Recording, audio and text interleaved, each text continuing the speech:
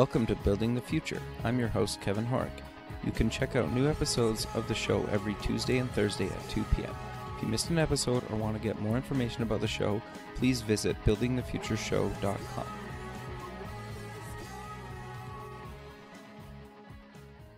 Welcome back to the show. Today we have Tom Goldenberg. He's the CTO and co-founder at Command Div. Tom, welcome to the show.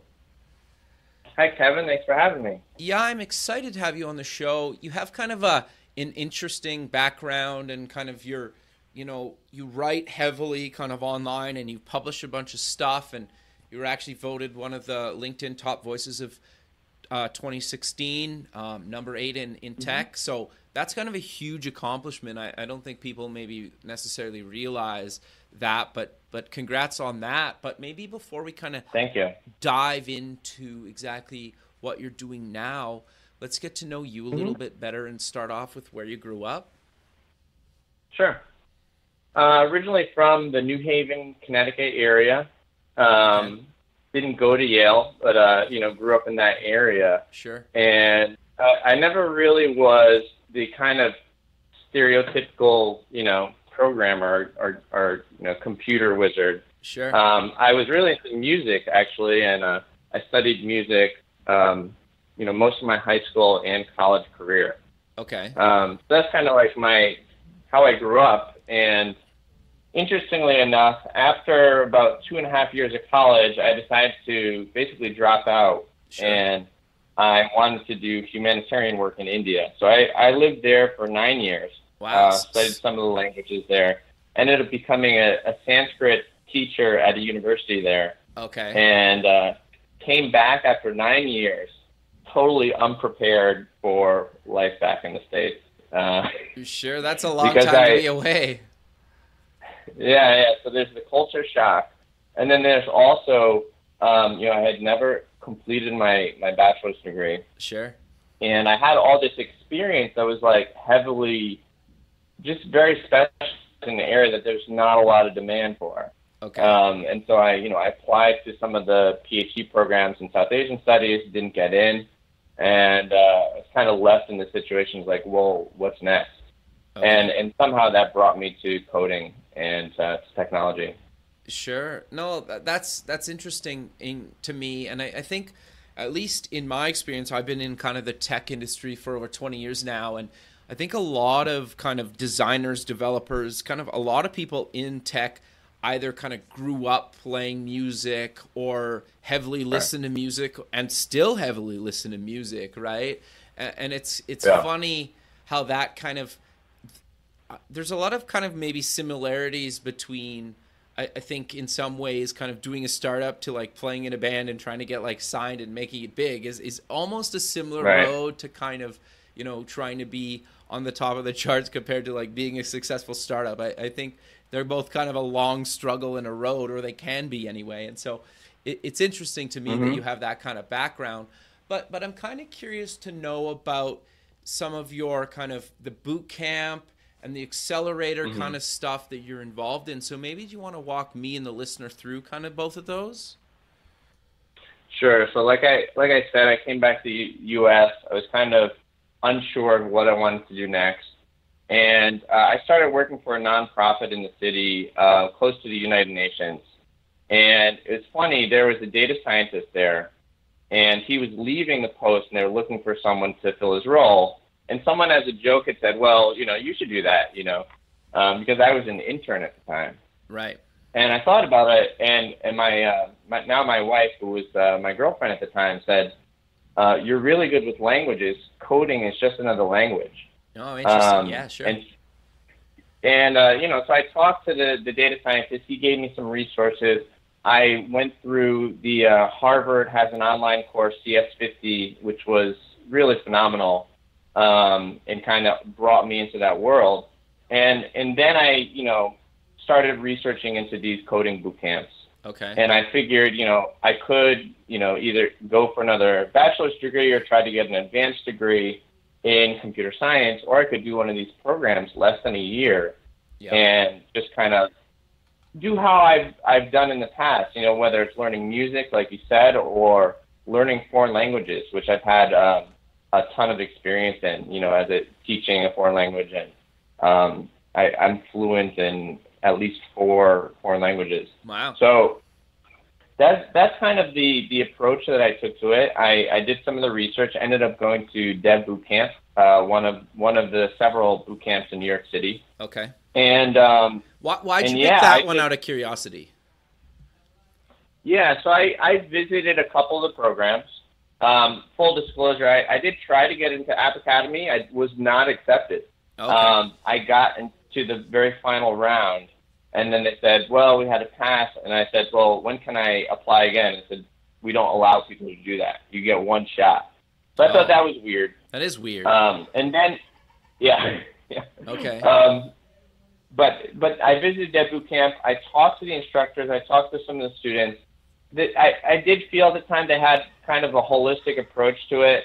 They, they made sure that people worked in teams and groups. There's a capstone project, which is kind of like a mini startup, where you have a whole week and a half to come up with an original idea and work with a team. They had, free yoga class, yoga classes built into the curriculum. It was just a nice curriculum that I liked. Sure. And so that's eventually why I went with that one. It worked out well. No, that's great, man. And I love the honesty about, applying and not getting in for whatever reason. I think that's interesting. And I also think, though, that it's important to stress how much, like, I've known a lot of people that have been super successful with and without a university degree. And I know there's kind of like, you can right. to argue it, and I don't really care what people kind of have as a background in education. I think it's kind of what they can do, right? There's a lot of people I've worked with that, have a degree, and a lot of people that don't. And, in some ways, like, there's pros and cons to both, and we don't really need to get into it. But I think that I just kind of want to stress how you can do it either way, really, is what I'm trying to get across, right? And I think that's no, go ahead. For me, the big thing is, this idea that we live in a meritocracy. Yeah. And it's not, I know that, but I think the closest field right now is in technology, where you might not have the credentials, but if you can, contribute on GitHub or, spin up your own side project, there's ways of proving your worth other than a degree. Whereas what I found when I was in the international relations community, I had ideas. I wanted to write. I wanted to publish things. And the answers I got back were, you don't have a master's degree in that. So you can't even get your foot in the door. Yep. So that is really a beautiful thing about tech, which is it's measurable by, your value as an employee is measurable by things other than what school you went to or what degree you have. Sure. And, I'm not going to, of course, those things are valuable as well, but there are other ways to show that you have value. And that's something that I definitely appreciate in this industry. No, I think that's really good advice, actually, right? Because I think at least I've had in my experience where people kind of come up to you and ask you, and it's kind of a loaded question a little bit, right? Because it's kind of like the answer is like, well, it doesn't really matter. Like, you can, both ways aren't exactly, easy, and you need to do different things based on which path you take, right? So I think that's good to talk to somebody like yourself that's done it that way and is willing to openly talk about it.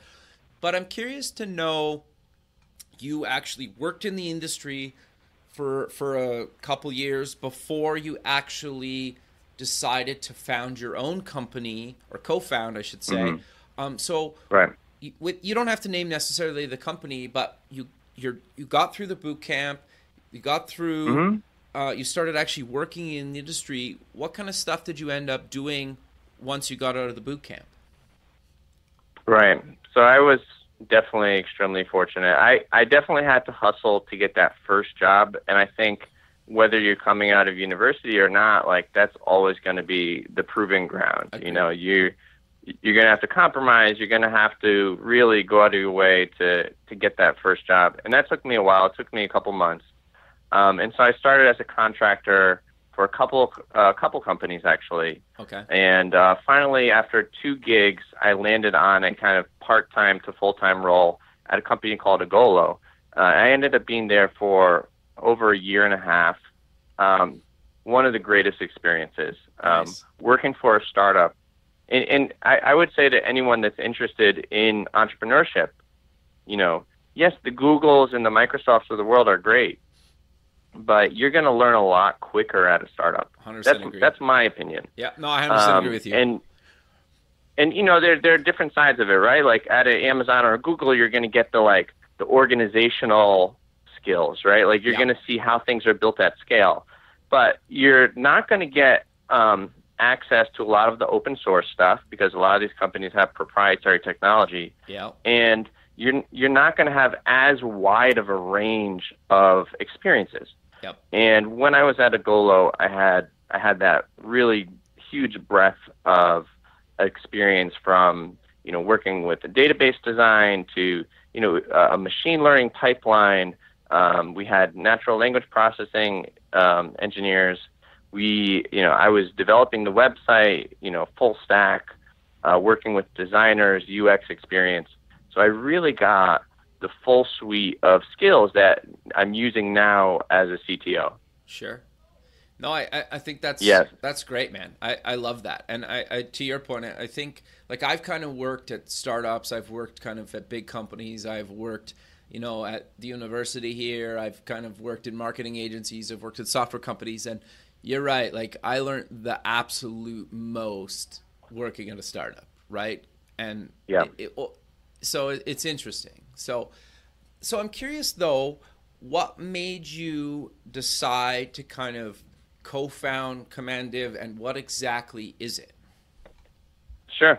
So first of all, I've always had the kind of entrepreneurial bug. I think, and the other benefit of startups, if we want to get into kind of the legal area, is when you sign for a larger company, you basically sign away all of your IP, right? So any side project is very hard to do. But at a startup, they're more likely to compromise with you, and so that's what I did throughout my pre-startup founder career. Was say, hey, I'm working the 40, 50 hours a week. On the weekend, I have these side projects. Is that okay? It's non-competitive. Sure. And everyone that I worked with was totally fine with that. So I always had something on the side that I was working on, whether it was a mobile app or tutorial or something else like that.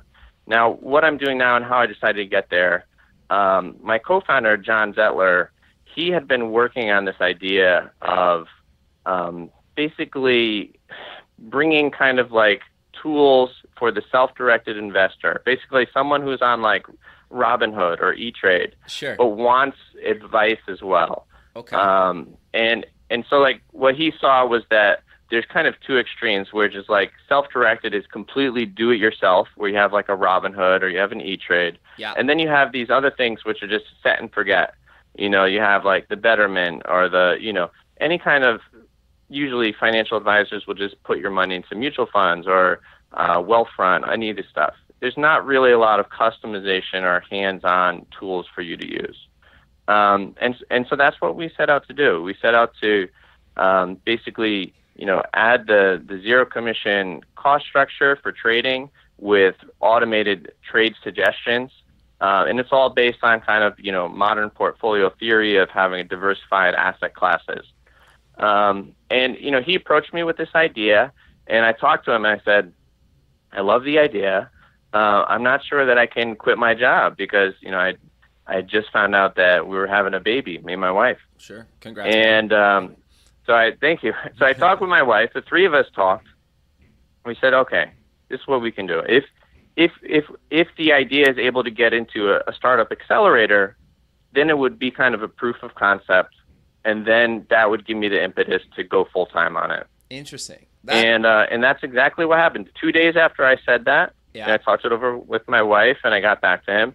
He called me on the phone on December 23rd, 2 days before Christmas. Said, "Hey, we got in." That's awesome. And so yeah. So that's how that started. We just finished that accelerator a couple weeks ago down in Charlotte, North Carolina. Nice. And it has just been an amazing journey. I've been doing this whole time for about 6 months now, and we've gotten so much help from the fintech community down in Charlotte, in New York City, and it's just really exciting. So I hope that gives kind of an answer of what we're trying to do. There's a lot of plans that we have for the future, but basically bringing really sophisticated tools to individual investors is what we're trying to do. Sure. So before we kind of dive a bit deeper into the product, I'm curious. I'm always curious to know how people met their co-founders. Yeah. So it actually happened. I have a friend. I'm actually gonna meet him for coffee today, Scott Howard, and he's a Georgetown alum. Okay. And we had met through a Ruby meetup, and he does mostly kind of consulting work and has run some accelerators, but he's also learning Ruby. So we met, and we've been friends for quite a while, for several years. And we would grab lunch every couple of weeks, and we'd talk about stuff that's going on. And he had mentioned his friend John, who he was friends through the Georgetown network, was looking for someone to work with him on this project. And I actually wasn't interested at this time, but I was like, oh, sure, I'll go meet him and see what it's like. And so that's how I ended up meeting John. And, I planned on just meeting him for coffee for half an hour, and it turned into like a 3.5 hour like brainstorming session. That's cool. Because man. What's that? That's really cool. Yeah. I had just had a lot of questions. Like, I've always been interested in investing myself. Not to the level of like doing derivatives and stuff like that, but I've always been interested in it, and I just had a lot of questions. I thought the idea was very interesting, and so we were just kind of like really brainstorming. And he actually was working with someone else at this time on the technology side, and for whatever reason, it didn't work out with them. And so that's when we got back in touch, and then I was basically like, yeah, let's just try it out, no commitment, and see if we like working with each other for, a few weeks, and then we can make a decision. Sure. And just kind of low commitment, and I really liked the idea, really liked working together, and that's how it started. That's awesome, man. I love stories like that. I think they're also interesting because if you never would have went to that meetup, you might not have actually ever met, right? Right. So, and that's such a, like, finding a partner is there's so much trust involved. Yeah. And there's just so much involved. Like, and I'm really glad that prior to this, these side projects, I worked with other people on them. And so I had some experience of like negotiating what's kind of a fair structure for working together. Sure. Because that's one of the hardest things that people come against too. Yep. No, that's fair. So is there any advice you could maybe give people that haven't been through it kind of quickly around that? Around meeting just kind of negotiating kind of how to like stock options or equity or however you work with that. Yeah, there's a really cool book called Slicing Pie. Yeah, I read that. Very good book. Yeah. This is what I recommend to everyone. I, recommend to John when we started talking, and like the main thing is like you're going to be working together. Like both of you have to feel that you're in a fair arrangement. Totally. And so we didn't use Slicing Pie, but that's kind of been the basis for a lot of the way that I think about these kind of structures. Sure. So that's just a short answer. I would just check that out. No, I think that's actually really good advice. And you just kind of take stuff from, different sources and then figure out what works for you. At least that's what's kind of worked for me, right? And it sounds like that's kind of similar to you. So let's dive a bit deeper into the actual platform. So I know right now you guys are in a little bit of a closed kind of rollout. People can sign up to get early access. You guys are launching kind of to the public in shortly. But kind of walk Yeah. me through from kind of creating an account to actually Hmm. starting to, use the platform. Sure. So the kind of like the onboarding process is similar to most investment companies. We ask your information and we ask some risk portfolio questions. So, for example, what type of risk tolerance do you have? Ask some kind of hypothetical situation questions. Okay. And based off of that, we assign a target portfolio. So if you think of it like a pie chart, your target portfolio might have 70% U.S. equity, maybe 10% municipal bonds, maybe 20% foreign developed market, 10% foreign emerging market. And so we assign that based on your age, your employment status, all these questions that we ask. Mm-hmm. But the thing that differentiates us from like a Wealthfront or something like that is that you can actually go in there and make all these kind of tweaks. So if you feel like 70% is too much or too little, you can tweak it by the percentage. You can determine in U.S. equities which sectors you want to have specific allocations for. Right. And so all this is building this pie chart, which is your target portfolio. And so, we're going to look at that, and we look at your, what equities you already have, and then we're going to make recommendations so that you're coming closer and closer towards that target portfolio. And, if one goes up and one goes down, we're going to try to rebalance so that you're constantly hovering close to that. So that's the product, as it stands right now. And like you said, people can sign up. We're kind of onboarding users, kind of using the white glove treatment for now while we enhance the product and prepare it for public launch. And what we're working on in the future is taking some strategies, for example, downside protection. You can take that entire portfolio that you have and say that you want it protected 90%, 95%. And we will do the kind of algorithmic trading of derivatives to ensure that you're guaranteed that amount of your investment. Gotcha. So that's what we're working on as kind of phase 2. Phase 1 is already completed, the kind of target portfolio and rebalancing, and we're onboarding users right now. Okay. No, I think that makes sense how you guys are kind of doing the rollout. I think it makes a lot of sense because you want to make sure, and kind of have that constant kind of customer touch and people feel like they're actually kind of helping you build the product too when you kind of onboard them a little bit personally and kind of it's a little bit kind of not close is the wrong word, but kind of you just kind of slowly bring people on instead of just saying, here, and then you get like a rush of traffic and you're like, oh no, we can't handle this right out of the gate. So I think it makes a lot of sense. The other thing is it's not a social media app, right? We're dealing with people's money, and so we want to ensure that the quality is superb.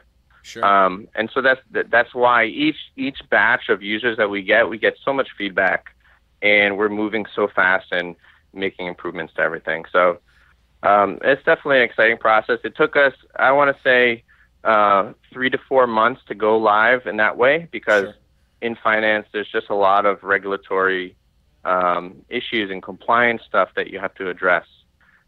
So we were very lucky to have one in the accelerator we went to. We had free legal aid. We had a lot of compliance help as well. So that's been really helpful. And we've gone through the process with the SEC, and we actually brought on a chief compliance officer to help deal with those issues. Nice. No, that's awesome. So I'm curious, how did you guys kind of fund this or continually fund this? Did you get some money from the accelerator, or how are you guys kind of funding this right now? Right. So, without going to super specifics, we raised a kind of friends and family round. Nice. And then we got some money from the accelerator program. Okay. And, that is enough for us to kind of validate our thesis, and test with users. And then we feel that once we have that substantial user data that people are saying hey, we really like this, we can show that people are investing in the platform and using it, then we'll be able to raise our seed round in the fall, which is what we're aiming for. Yeah, no, that makes sense. So I'm curious then, how big is your team right now? Yeah, we're pretty lean. No, I think that's so great. So my co-founder John, he handles all the business operations. He's the CEO. Okay.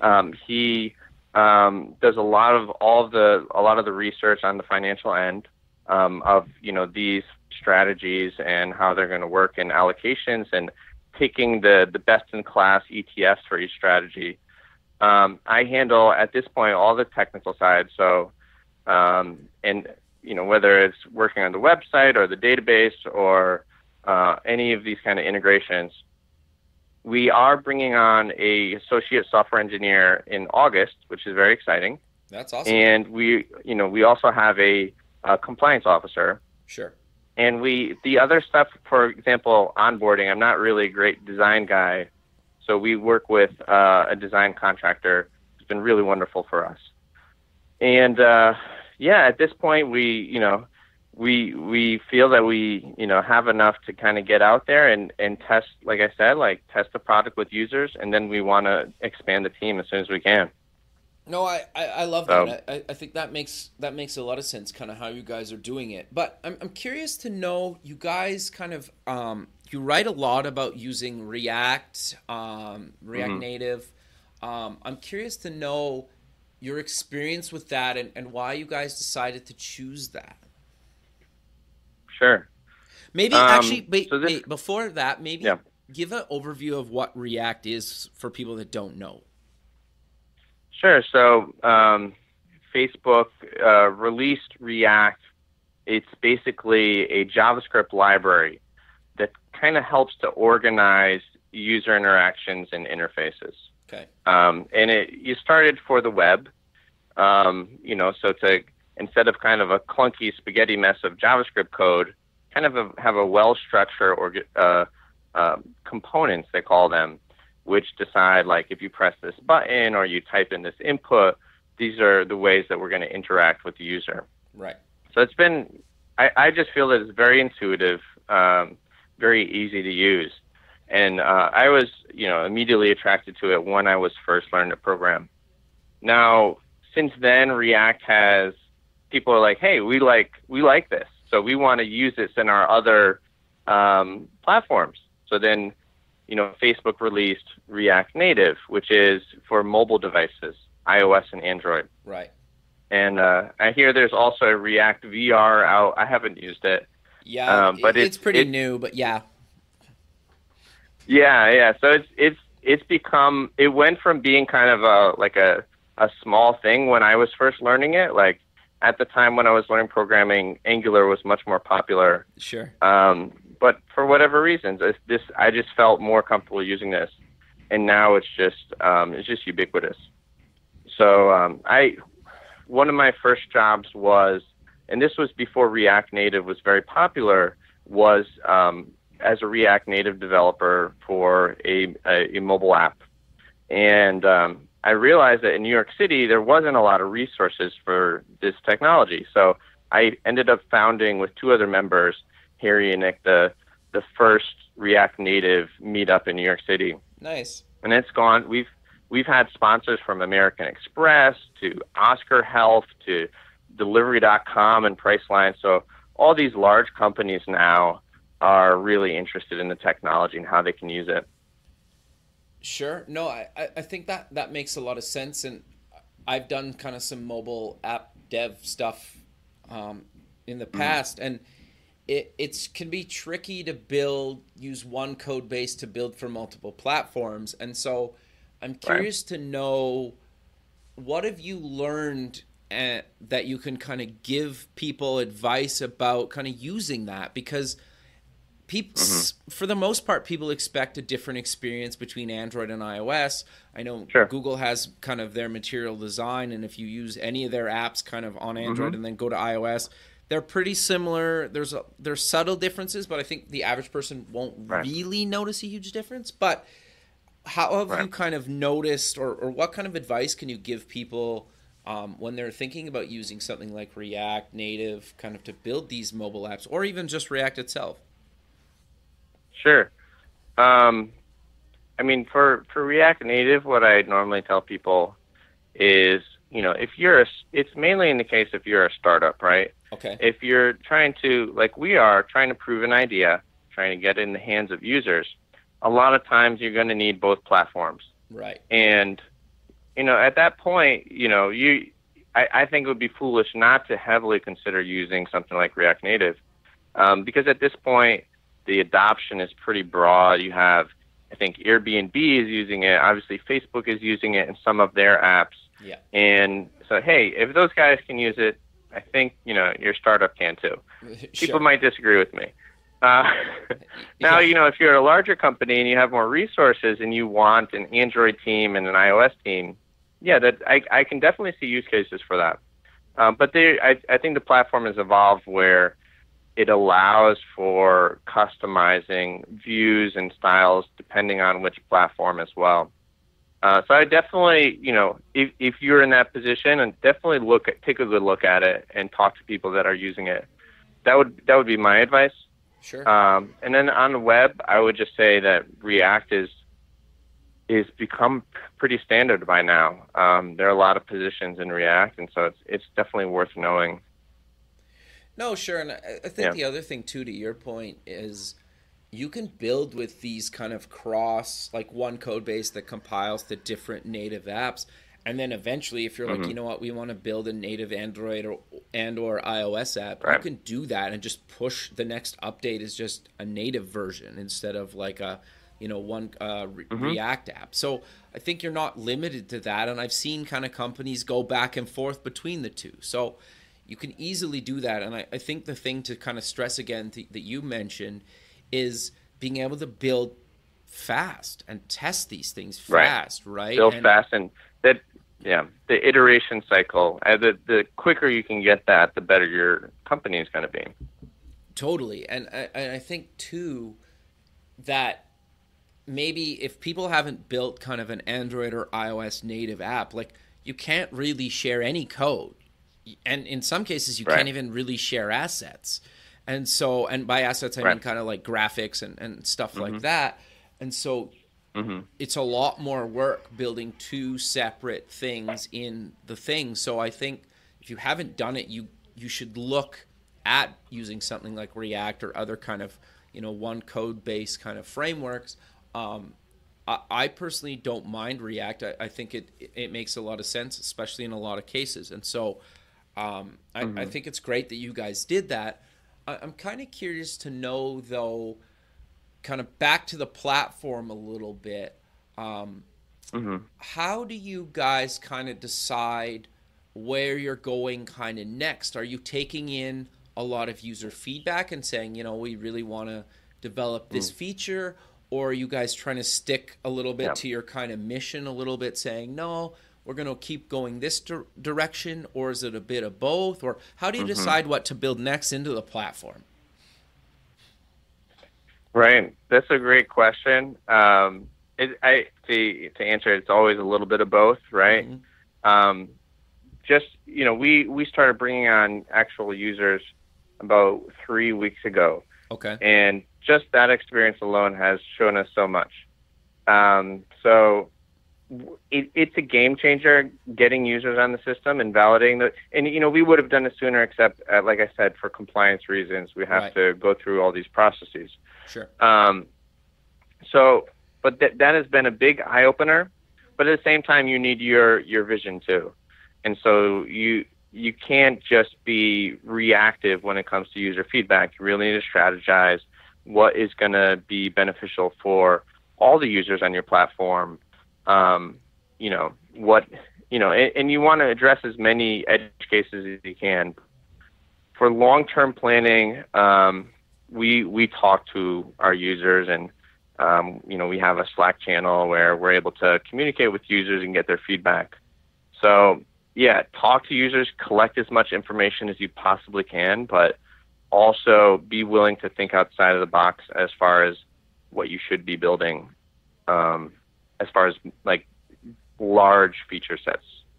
That's what I would say at this point. No, I think that's really good advice. And I love how you guys kind of launched pretty early on in your development to actually start getting users and getting their feedback. And to your point, I like how you guys are kind of, just basically every feature request that you will get in your startup, you can't build, right? And if you do try to do that, you basically just end up chasing your tail. And so I kind of like, I like your advice around kind of, it's a bit of both, right? Because you will get a bunch, at some point, like there's a tipping point and everybody kind of needs to decide where that tipping point is. Maybe it's 10 requests, maybe it's 20 requests, maybe it's 100 requests for that feature. And then you're like, well, maybe we should build this or maybe we shouldn't build this. But if it's just one-off requests, you will go crazy trying to support all that. So I think that's really good advice to people, that you guys are kind of a bit of both, right? Yeah, and it's a compromise. Like, you also have to look at, you have to estimate how long each one will take, right? Sure. So I'm the type of person, I like to knock off a lot of the small things first. Yep. And, and then bigger things, it requires, if it's a small thing, then you don't really need to worry about it that much. You can just do it. But if it's a large feature request, then, we as a team need to meet and really think about how that affects us going forward. Sure. Well, and those large features can take weeks or months of development, right? Yeah, exactly. Yeah. So I'm curious, though, to know how often are you guys pushing code live to your users? Is it kind of a weekly thing? Is it a couple times a month? I know it's pretty early on. You've only been kind of live 3 weeks, but how long have you guys kind of, do you think you guys will be potentially pushing code, or how often have you been pushing code right now? Oh, it's definitely multiple times a day. Nice. No, that's great, man. I mean, and we have kind of different environments set up so that we can test things on sandbox environment and production environment. And, we're using, at this point, we're using Heroku for our kind of hosting. Yep. And, I've worked with, DigitalOcean and, AWS and everything, but for us at this scale, we just want the easiest solution possible. And that has made it very easy to push updates and move really fast without having to worry a lot about the DevOps side of things. No, that's actually a really interesting point, because DevOps people, it can be tricky to find in itself, right? And then obviously cost and blah, blah, blah. And so I think having a service that kind of handles that for you is a huge kind of stress release, or reliever, I should say. But I'm curious to know, how are you guys pulling a lot of kind of analytics or metrics built into the software to actually kind of see what people are doing with the software? Because sometimes what they tell you isn't necessarily what they're doing, at least in my experience. Right. Yeah. So for us, we Google Analytics is number one. Sure. Just to cover your basis, and then we use one or two other third-party analytics vendors to kind of get more fine-tuned analytics data. Sure. But for us, at this stage, we're really lucky that we are, because we're taking in batches, smaller batches at a time. We're actually able to get the face-to-face feedback, which is which is really great. So we're able to see both. I mean, obviously, the biggest sign of people using it, that it being a good fit, is that people are using it and they're putting their money in to invest in the different products. So that's the main gauge that we use to determine our product success, and then narrowing down is user interviews and looking at those analytics. Sure. No, I think that's great. But sadly, Tom, we're coming to the end of the show, so let's close with mentioning where people can get more information about yourself and Commandiv. Sure. So as for Commandiv, you can visit our website at commandiv.com, COMMANDIV. And as for myself, please, connect on LinkedIn. I do write a lot on LinkedIn. As you mentioned, I was one of the top 10 writers in technology last year. And then I'm also on Twitter at Tom Goldenberg. So please connect there. I love just kind of creating discussions around some of the things happening in tech. And so I also organize a meetup called Startup Founder Panel, where we take a topic every month or two and go really in depth on it. And so I've been doing those panel discussions and writing on LinkedIn and Medium. So please check me out. I'm Tom Goldenberg on all those platforms. The panel stuff, is that in person, or are you guys posting any of that online or doing that live online? Yeah, so what we do is we audio record, and then we put the audio on SoundCloud.com. So if you just search for Startup Founder Panel on SoundCloud, you'll find kind of our latest panels. We had one on seed round fundraising recently, a really great panel.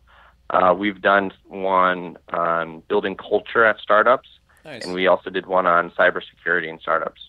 Cool. So those are available. I also usually take that content and use it to write a blog post on the subject as well. Got you. Perfect, Tom. Well, I really appreciate you taking the day out, or the time out of your day to be on the show, and I look forward to keeping in touch with you. And I think we should probably do another one of these maybe later in the year to kind of see where you've come and what you've kind of learned and what you've kept and changed from kind of the original platform. Absolutely. I would love to do that. This was a lot of fun.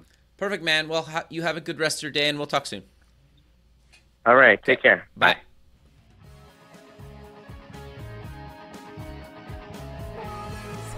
Thanks for listening. The music for the show is done by Electric Mantra. You can check them out at electricmantra.com and keep building the future.